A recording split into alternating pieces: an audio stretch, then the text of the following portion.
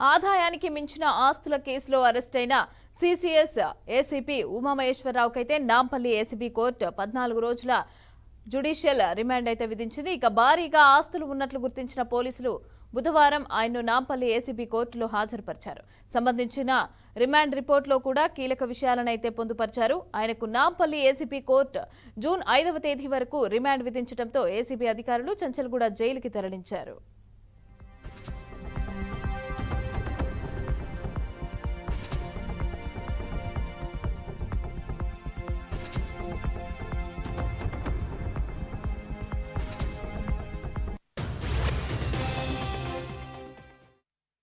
మంగళవారం ఉదయం 5 గంటల నుంచి 12 గంటల వరకు ఆయనకు సంబంధించిన ఇళ్లలో, బంధువుల ఇళ్లలో, అలాగే మిత్రుల ఇళ్లలో కూడా ఏసీబీ అధికారులైతే సోదాలు నిర్వహించారు.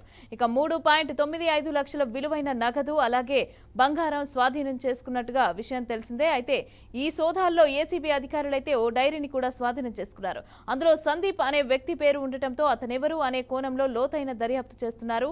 రిమాండ్ మాత్రమే కాకుండా ఏసీబీ అధికారులు లోతైన విచారణ చేసేందుకు కస్టడీ పిటిషన్ దాఖలు చేసే అవకాశం ఉంది. ఇక బుధవారం రోజున నాంపల్లి కోర్టులో కస్టడీ కోరేందుకు పిటిషన్ దాఖలు చేసే అవకాశం ఉంది.